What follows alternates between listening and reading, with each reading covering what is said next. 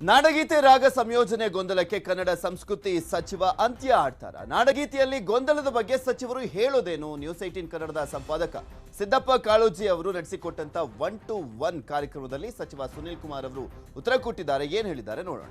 ನಾಡಗೀತೆಯ ಸ್ವರ ಸಂಯೋಜನೆ ಮತ್ತು ಧಾಟಿ ಬಗ್ಗೆ, ಆಮೇಲೆ ಅದರ ಒಟ್ಟಾರೆ ಡ್ಯೂರೇಷನ್ ಬಗ್ಗೆ ಒಂದು ಸಣ್ಣದಾದಂಥ ಗೊಂದಲ ಇದೆ. ಸುಮಾರು ದಿನಗಳಿಂದ ಅಥವಾ ಸುಮಾರು ವರ್ಷಗಳಿಂದ ಆ ಗೊಂದಲ ಇದೆ. ಸೊ ನಿಮ್ಮ ಇಲಾಖೆ ಆದಷ್ಟು ಬೇಗ ಇದನ್ನು ಬಗೆಹರಿಸುತ್ತಾ?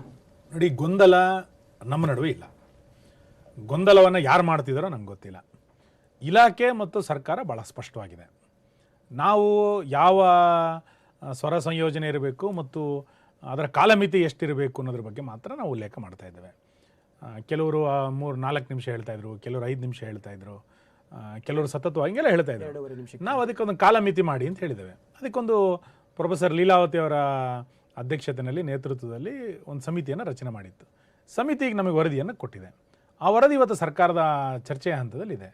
ಚರ್ಚೆ ಮಾಡಿದ ನಂತರ ಯಾವುದೇ ಸಂದರ್ಭದಲ್ಲಿ ನಾವು ಅದನ್ನು ಪ್ರಕಟ ಮಾಡ್ತೇವೆ. ನಮಗೆ ಯಾವುದೇ ಗೊಂದಲ ಇಲ್ಲ.